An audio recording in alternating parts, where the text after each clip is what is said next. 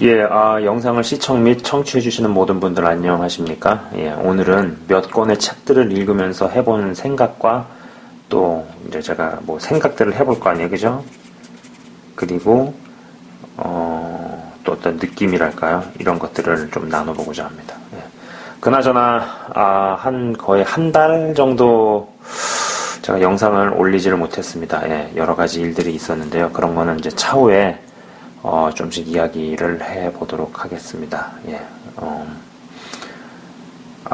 일단 첫 번째로는요, 이런 책을 제가 읽어봤어요. 하나님이 내시는 길이라는 책입니다. 저자가 한홍이라고 나오죠? 예, 이름이 한홍이라고 나옵니다. 이 한홍 목사님은요, 상당히 오래전에 어쩌면 영상을 시청 및 청취하시는 분들 중에서도 읽으신 분이 있을 거라고 저는 생각을 해봅니다. 거인들의 발자국이라는, 거인들의 발자국, 예. 이런, 그러니까 리더십 관련 저서를 출판하신 적이 있었죠. 저도 상당히 흥미있게 그리고 재미있게 읽었던 기억이 떠오릅니다. 예, 상당히 오래된 일이에요. 이 책은, 근데 이 책은요, 기도에 관련된 책이지만, 사실 저는, 이 책에 관련해서는, 이 내용에 관해서 별로 이야기하고 싶은 생각보다는요, 이 책의 저자에 관해 이야기해보고 싶습니다. 네. 개인적으로요, 저는요, 애지간한 이 주의 종이나 사역자가 되면은, 성경에서 나오는 옳은 말이나 바른 말, 은혜를 끼치는 메시지나 설교들은 어느 정도 다 하지 않겠는가라고 생각을 합니다. 그건 어떤 직무를 수행을 하는 거죠. 그죠? 직무를 수행을 하고, 기능을 수행을 하고, 이런 부분들이 어느 정도 다 된다라는 이야기죠. 그죠? 그러니까 이 땅의 사역자들이 얼마나 많고, 또 목회자들은 얼마나 많겠습니까? 헌데 저는 사역자나 설교자의 어떤 그런 설교나, 목사님들의 설교나 메시지를 들을 때, 내용보다도 어떤 면에서 먼저 듣게 되는 거, 먼저 주의를 기울이게 되는 부분이 이 목소리라는 거죠. 저는요, 주 안에서 사람이 바뀌어가면 갈수록, 이제 인상이라든지, 아니면 표정이라든지, 제스처라든지, 말투라든지, 아니면 그 안에 마음이라든지, 생각이라든지, 이런 부분들에서 당연히 변화가 온다.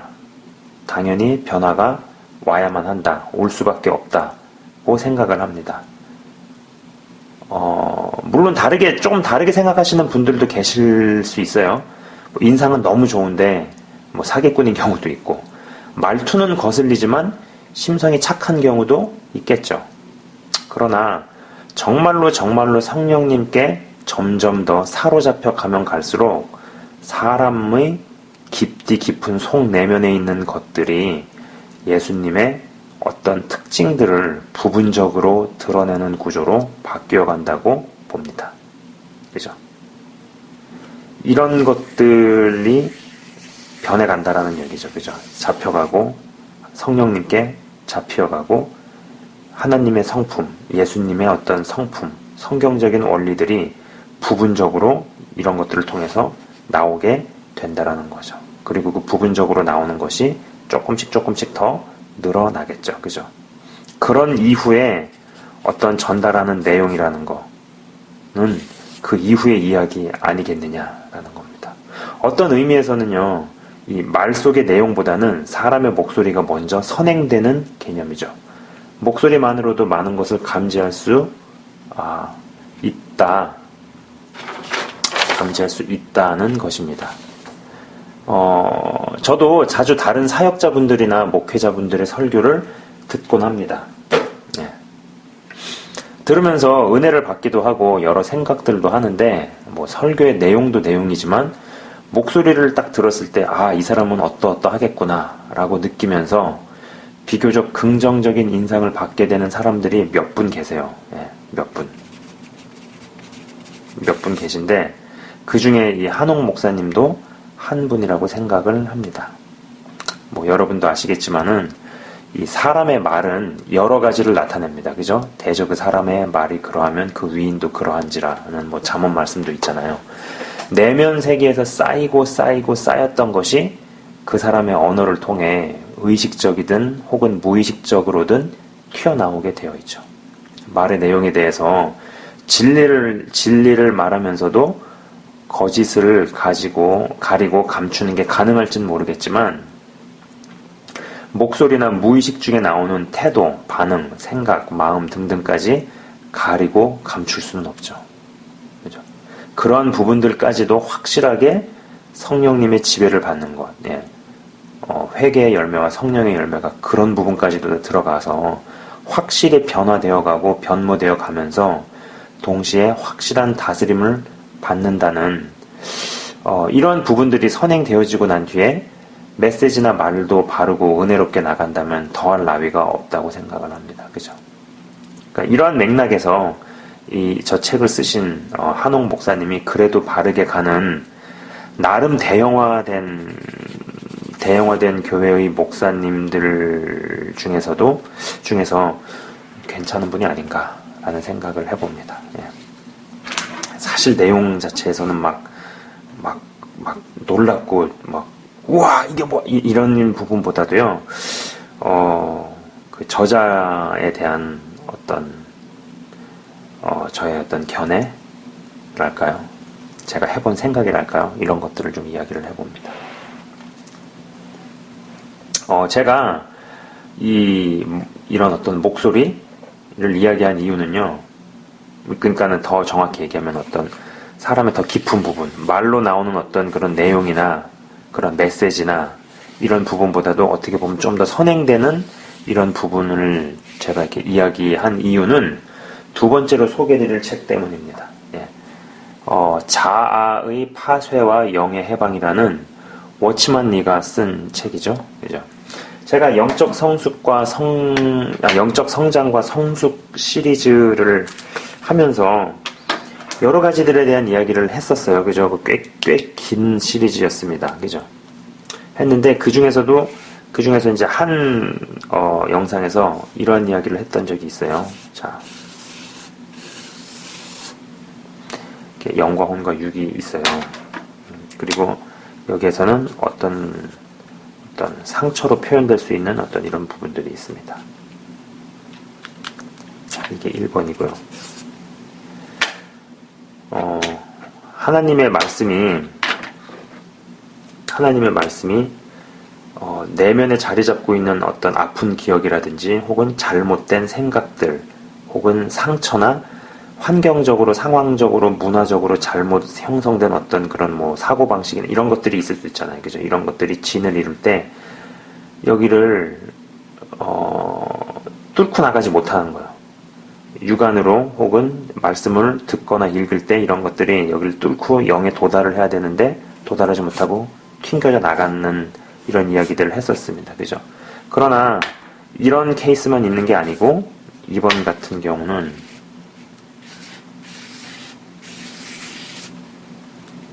그 반대의 어떤 경우도 있을 수 있다. 그죠? 여기 아직 남아있는데 이제 성령이 하나님의 어떤 것들이 흘러나가야 돼요. 흘러나가야 되는데 나가지 못하고 여기서 그냥 갇혀버리는 거죠. 여기를 뚫지 못하고 갇혀버리는 이런 경우.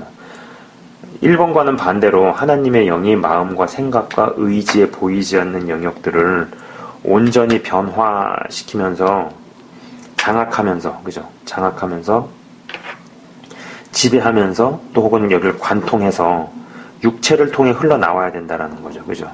흘러나와야 하는데 그러질 못하는 겁니다. 그러다 보니 하나님의 영이 갇히거나 혹은 가둬두게 되는 일이 발생을 한다.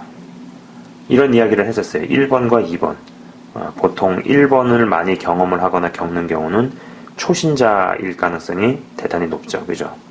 믿음의 연륜이 좀 짧거나 아니면 어떤 상처 이런 부분에서 뭔가 갈등을 많이 하는 어떤 그런 부분이 1번으로 많이 이야기될 수 있다라면 2번은 상당히 연륜도 있고 뭐랄까요, 신앙적인 연수도 있고 좌우지간에 초신자들이 겪는다고 이야기하기는 어렵죠. 그죠?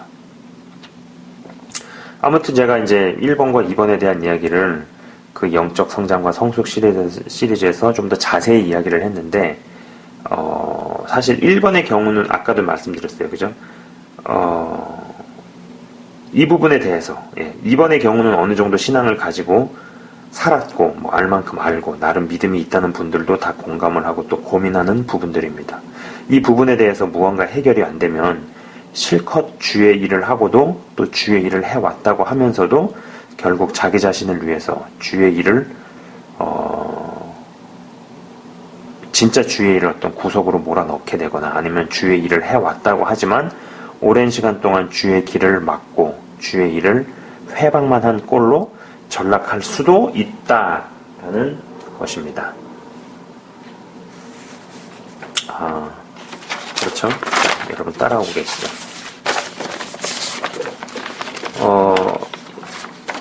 이 책은요, 아까 이제 말씀드린 이 책은요, 그 2번에 대한 이야기입니다. 이 케이스 2번에 대한 이야기죠. 그리고 2번에 속하는 상황에서 어떻게 얼마나 어떠한 일들이 있을 수 있는지에 대한 책입니다. 제 개인적인 견해로는요, 이 워치만 리는 정말 시대를 앞서간 하나님의 사람이라고 생각을 합니다. 저도 그분의 모든 저서를 다 읽은 것은 아니지만은요, 몇몇 책들은 읽다가 감탄한 적도 몇 번 있었습니다. 와, 이 옛날에 이런 걸 깨닫고 이런 말을 하다니 하면서 뭐 놀라기도 했었습니다. 그러나 중요한 것은요, 그분 안에서 역사하셨던 성령님과 여러분 내면에서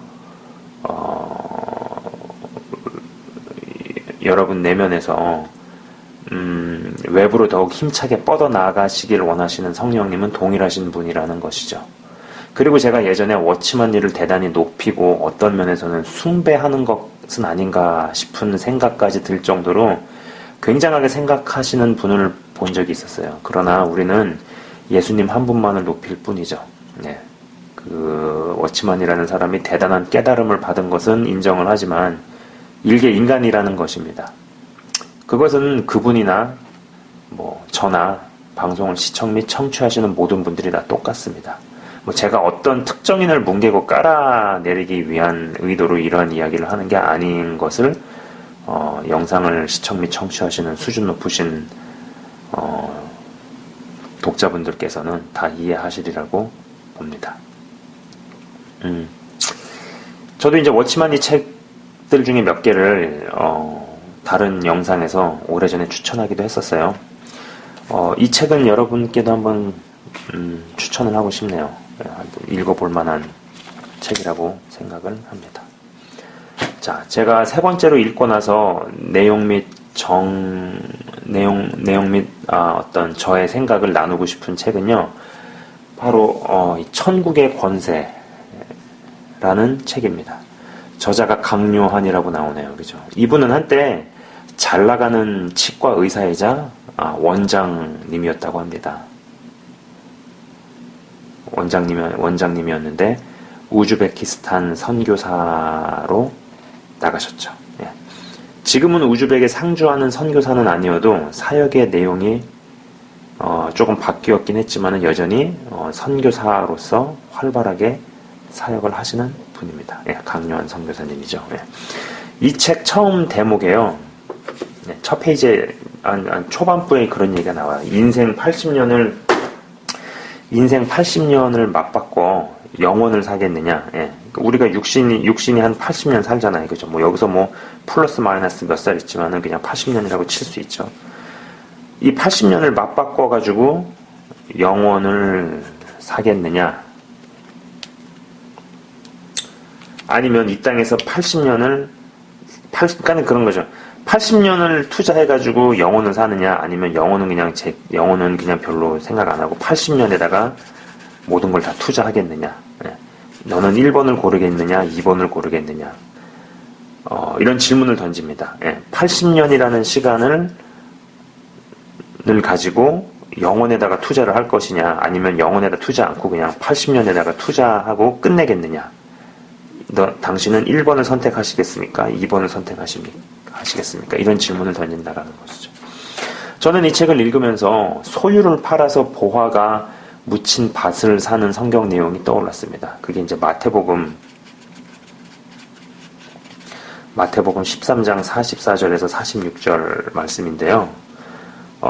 저는 자신이 사는 곳에서 그래도 편안하고 안락한 삶을 내려놓고 선교지로 떠나는 삶이 어떤 의미에서는 이 말씀에 해당하는 것이 아닐까라는 생각을 해봅니다. 그 열방과 변방에 묻힌 보안은 다른 말로 하자면 영혼들일 텐데, 이러한 영혼들에게 복음을 전하려면 어떤 식으로든 내가 거하는 곳에서 내려놔야, 혹은 또 시간과 돈과 그 외에 여러 가지를요, 단기적으로든 혹은 장기적으로든 내려놓아야, 혹은 또 맞바꿔야만이 할 수 있다는 것이죠. 제 개인적으로는 영상을 시청 및 청취하시는 모든 분들이 단기 선교는 정기적으로 다녀올 수 있었으면 좋겠다는 생각입니다. 여러 이유들이 있지만은요, 일단 직접 가봐야 하나님께서 우리뿐만이 아니라 그들 또한 사랑하신다는 것을 몸으로 이해하게 된다라는 것입니다.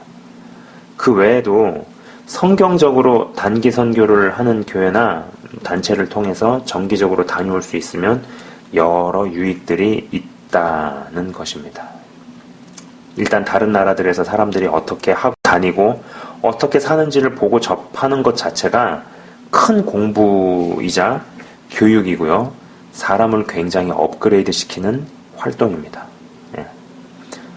돈 들여서 나를 위한 해외여행도 일반화된 시대인데, 이것을 조금은 고생스럽더라도 선교와 연결시키는 것은 여러 면에서 유익이 많다는 것이죠. 그리고 제가 이제 이 책을 읽으면서 확실히 선교지에서는 핍박과 여러 어려움 가운데 예수를 믿기에 신앙의 순수함이 있다는 것입니다. 이제 제 영상을 시청 및 청취하시는 분들에게는요, 아마 이것이 해당이 안 될 거예요. 왜냐? 방송을 시청 및 청취하시는 분들 정도면 아직은 핍박 가운데서 예수님을 믿는 분들은 분명히 아니기 때문이죠. 분명히 아니기 때문이고요. 또 선교지로 나가서 선교사로 헌신하다가 당할 수 있는 최종 형태의 어려움 정도는, 최종적인 어려움이라고 할 수 있는 것은요, 제 견해에서는 추방입니다. 추방. 외국인으로 분류가 되니까 추방이겠죠. 하지만 현지의 현지인들은 다릅니다. 그래서 선교 전문 단체들은 이 현지인들의 보안, 현지인들의 어떤 이 보안에 촉각을 곤두세우죠. 그렇죠. 현지에서 현지인이 예수님을 믿게 되었을 때, 예수님을 믿게 되었다고 하더라도 그들이 당장 죽음을 각오하고 불사하고, 감옥에 가는 것을 각오하고 불사하고, 가족에서 내침을 당하거나, 아니면 어떤 자기가 속한 곳에서 왕따를 당하거나, 그게 하루아침에 그것을 이겨낼 만한 믿음으로 하루아침에 확 성장해, 이렇진 않을 거 아니에요. 그죠? 그렇기 때문에 보안의 유지를 하면서 그들을 계속 양육을 시켜서, 신분상으로는 외국인 국적으로 분류가 되는 선교사들이 없다 하더라도 현지인들이 교회를 세우고 개척을 하고, 또 그들이 또 복음을 전하고 선교사가 되고, 여기까지, 그 단계까지 가도록 만드는 것이 얼마나 중요하겠어요. 그죠? 안 그렇게 되면은 외국인들한테 의존만 하고 자신들이 영적으로 독립하지 못하게 되는 그런 현상들이 발생할 거 아니겠어요? 그죠? 그리고 또 한 가지 제가 했던 생각은요, 이거는 저도 오래전에 했었던 이야기이지만은요, 지금 전 지구적으로 예수님 믿는 상황은요, 딱 두 경우밖에 없다라는 것입니다. 그죠? 하나는 핍박이 있어요. 하나는요, 핍박이 없어요. 물론 예수 믿는 사람들한테는 여러 형태의 핍박이 존재한다라고 봅니다. 그거는 굉장히 잘 사는 나라든 못 사는 나라든 약간 내용은 다를 수 있지만, 그래도 적어도 제 영상을 시청하시거나 보시는 분들 중에서 예수님 믿는 것 때문에 감옥을 가거나 아니면 목숨이 위험하거나 하는 경우는 없을 겁니다. 그죠? 그래서 보통 핍박이 있는 국가로 볼 수 있는 데가 미전도 종족이겠죠. 14식창으로 불리는 미전도 종족. 14식창 내에 있는 많은 미전도 종족 국가들이 여전히 핍박이 있죠. 그렇다 보니까 여기서는 어떤 면에서는 신앙이 순수하는 것, 신앙이 순수해지는 것이 가장 중요합니다. 물론 이쪽 사이드에서도 분별력은 필요하겠죠. 분별력은 필요하겠지만 제가 하고 싶은 얘기는 오른쪽 사이드만 하겠느냐 이겁니다. 자, 핍박이 없는 곳이에요. 물론 제가 말하는 이 핍박이 없다라는 것은 예수 믿는 것 때문에 감옥을 가거나 목숨이 달아나는, 목숨을 잃는 이런 경우를 얘기합니다. 핍박은 어느 정도는 있을 수 있어요. 예수님 믿는 집안에서 막 반대를 하고 무슨 남편이 핍박을 한다든지 싫어한다든지 이런 정도는 있을 수 있겠죠. 있다고 해도 여기에 비하면 그건 핍박이라고 얘기를 할 수가 없겠죠. 예. 방송을 시청 및 청취하시는 분들이 사시는 지역일 겁니다. 네, 그가 가능한 분들. 그리고 이제 이쪽 지역은요, 신앙이 순수하기 위해서 어떤 분별력이 반드시 필요하죠. 그죠? 어찌 보면 여기는 하나가 요구된다면 여기는 하나, 두 가지가 요구가 된다는 얘기입니다. 근데 이제 이쪽 사이드도 점점 핍박이 시작이 되려고 한다라는 것이죠. 대표적인 증거는요, 동성애의 전 지구적인 물결, 그죠? 그리고 어떤 차별금지법 등을 강하게 통과시키려는 움직임이 분다라는 겁니다. 전 세계적으로 그런 움직임이 불고 있죠. 예. 이 두 가지를 볼 때 처음엔 왼쪽에 해당돼서 예수님을 믿는 사람들이 참 불쌍하다고 생각을 할 수 있어요. 또 그리고 저도 그렇게 생각했던 적이 있었습니다. 하지만 오른쪽에 해당돼서 예수님을 믿는 게 진짜 복일까? 라는 생각도 하게 되죠. 네. 여러분 생각하실 때 어느 쪽이 진짜 복이겠어요? 네. 어느 쪽이 진짜 복이라고 생각을 하십니까?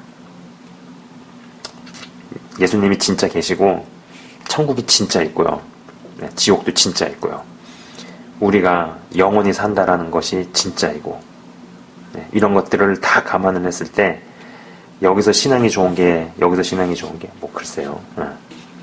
그렇죠? 그런 한 가지 분명한 것은 여기서 예수님을 믿는 것이 단순히 안 됐다라고 말할 수도 없고, 여기서 예수님을 잘 믿는다라고 말하는 것이 단순히 그게 복이라고도 말할 수가 없죠. 단순히 안 됐다라고 말할 수도 없고 단순히 복이다라고 말할 수도 없다라는 겁니다. 자, 이렇게 두 가지로 나눠 있는 상황에서 그러다가 이제 전 지구적으로 환란과 핍박으로 들어가는 것이 앞으로 진행될 전 지구적인 역사의 방향입니다. 그죠? 여기에 해당되는 나라들 점점 핍박하는 형태로 가려고 하는 그런 것을 우리가 지금 다 보고 있죠. 네. 자, 마지막으로 제가 읽고 나서 이런저런 생각을 해본 책은요, 바로 P31입니다. 일단 겉표지에 나온 문구부터 다루고 싶습니다. 여기 읽어보시면, 이제 비즈니스와 신앙은 다르다고 말하지 말라는 글귀인데, 이 지극히 당연한 글귀가 오랜 시간 동안 무시되어 왔다는 것입니다. 자, 어떤 이가 예수님을 믿게 되면 그 사람의 마음과 생각과 말과 손과 발과 모든 것은 그 사람이 관여된 모든 활동에 개입이 되어야 하고, 또 모든 활동에 나타나야 하고 반영이 되어야 합니다. 하나님께서 지으신 모든 만물에는요, 당연히 하나님의 마음과 생각과 원리와 원칙이 깃들여 있죠. 자연 이치와 모든 현상들에 그분의 깊은 내면의 것들이 반영이 됩니다. 그건 당연한 거예요. 마찬가지로 하나님의 자녀인 우리에겐 그분의 성품이나 생각, 마음, 아니면 캐릭터가 나타나야 맞죠. 안 그러면 자녀가 아닌 거죠. 그죠? 부모의 특성이 자녀에게서 안 보이면 이게 어디서 자기가 데려온 자녀예요? 아니면 주워온 자녀예요? 그렇잖아요. 마찬가지로 그분의 자녀가 글을 쓰던, 그림을 그리던, 음악을 작곡하던, 법안을 입법을 하던, 나라를 다스리던, 회사를 경영을 하던 하나님 아버지의 캐릭터와 마음, 생각, 원리 등등이 나타나야 하고 당연히 반영되어야 합니다. 헌데 그것이 오랜 시간 동안 무시되어 왔고 분란을 일으키기 때문에 예수님을 믿는다고 하는 사람이 다 신앙이 좋고 뭐 하는 것 같다가 돈을 벌고 쓰는 주제로 딱 들어갔을 때, 혹은 예수 믿는 사람이 나라를 다스리고 정책을 입안하고 결정하는 일에 딱 갔을 때 이게 분리가 돼버리거나 이거를 그냥 관여하지 않아 버리고 그냥 뭐 교회에서 예배만 잘 드리면 된다고 이야기를 해왔다라는 거죠. 그죠?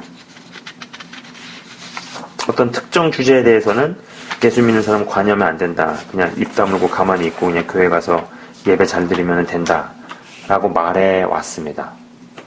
그러나 그게 그렇지 않다라는 겁니다. 예수 믿는 사람이 일단 되면은요, 그 사람이 하는 모든 활동은 하나님과 떨어져서 떼놓고 생각할 수 없게 되어 있다는 것이죠. 네. 구멍가게를 운영을 하네, 글로벌 기업을 운영을 하네, 이것은요 2차적인 문제, 부차적인 문제예요. 네. 그거 이전에 예수님을 믿는 사람이 변화가 되면은 그 사람이 하는 것은 모든 것에 다 관여가 되는 거죠. 네. 근데 이거를 딱 분리시키겠다. 그거는 무언가 잘못 생각하는 겁니다. 그렇지 않다는 거예요. 그리고 이 책의 이제 101페이지에 제가 이제 적어놨는데 맞나? 맞구나. 101페이지에 대단히 흥미로운 대목은요, 여기 나와 있어요. 책 그대로 나와 있습니다. 우리는 회사와 교회를 같이 한다는 부분이었습니다. 이분이 이 하영록 씨라는 분이 회사를 하면서도 그러니까 CEO이면서도 목사님인 것 같아요. 목사님이라고 하더라고요. 그렇죠? 그러니까는 회사와 교회를 같이 하겠죠. 근데 저는 그렇게 봅니다. 예. 교회를 개척을 하고 그리고 사람들을 양육을 하고 전도를 하고 이런 것이 이제는 더 이상 어떤 사역자들의 어떤 자기의 역할, 사역자들만이 할 수 있는 일로만 묶어둬서는 안 된다라고 저는 봅니다. 네. 그리고 이제 또 193페이지에 또 그런 대목이 있어요. 제가 한번 읽어드리도록 하겠습니다. 우리는 흔히 비즈니스 할 때만큼은 하나님과 동행하기 매우 어렵다고 말한다. 믿음이 좋은 분조차도 비즈니스와 그리스도인의 삶을 분리하는 경향이 있다. 그러나 하나님식으로 비즈니스를 하면 회사가 곧 교회가 되고 사업이 곧 사역이 된다. 따라서 비즈니스맨이 어떤 태도와 마음으로 비즈니스를 하는가에 달린 것이지 비즈니스 자체가 세상적인 영역은 아니다. 라는 대목입니다.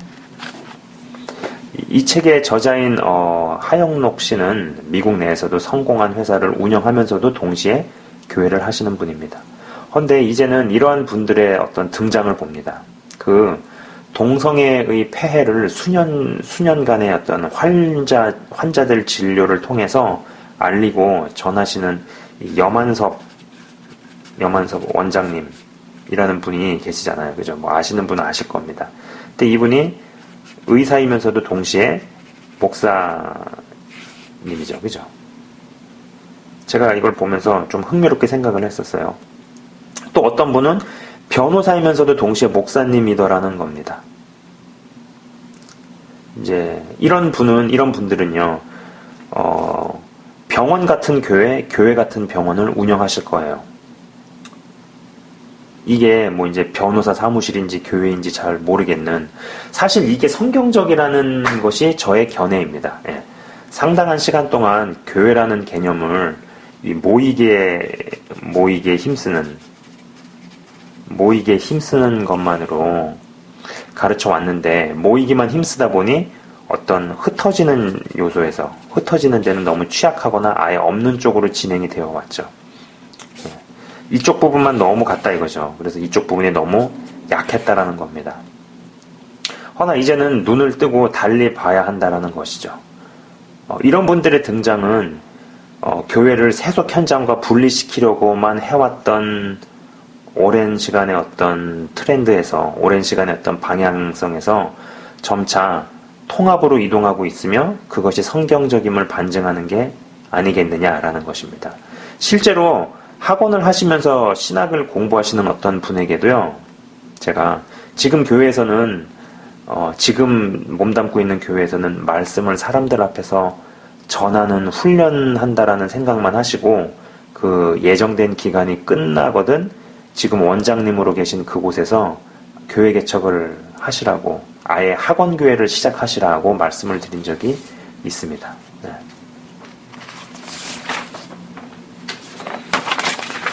저는 모였다가 또 흩어지는 교회들의 등장을 기대해 봅니다. 그래서 뭐 병원교회, 학원교회, 노래방교회, 주유소교회, 오피스교회, 창고교회, 가정교회 등등 모이는데 힘쓰면서도 동시에 여러 형태로 뻗어나가는 교회들의 등장을 기대해 본다라는 것이죠. 책 이전에 대한 이 4권 이전이란다. 제가 예, 이 책들 4권에 대한 생각과 느낌을 이야기하면서 또 이거는 제가 이건 나중에 이야기를 해야겠네요. 아무튼 이 책 4권에 대한 어떤 저의 생각과 느낀 점들을 이야기해 보았습니다. 그리고 이제 좀 다른 이야기를 조금 하자면은 그래도 제 영상을 시청 및 청취하시는 분들이 많은 분들이 한국에 계시잖아요. 이게 한국어 방송이니까 뭐 외국에서도 많이 보십니다만은 한국에서 보시는 분들의 숫자에 비할 수가 없죠. 네, 거기서의 한국이 굉장히 더운 걸로 들었어요.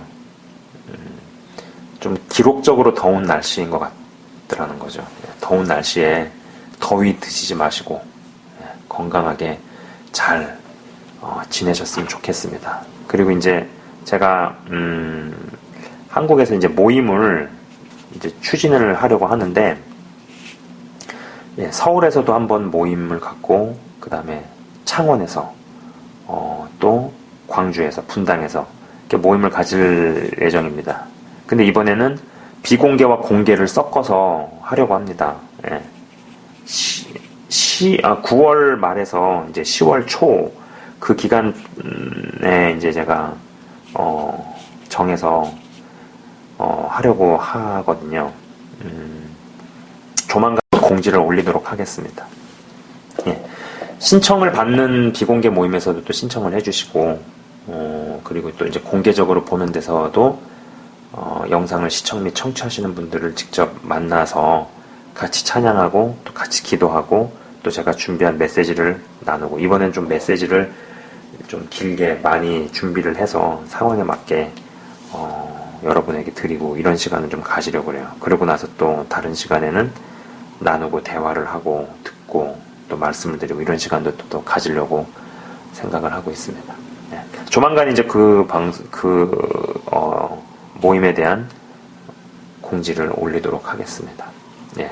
그러면은 건강히 잘 보내시고요. 나중에 또 영상으로 만나 뵙도록 할게요. 예. 지금까지 시청 및 청취해 주셔서 감사합니다.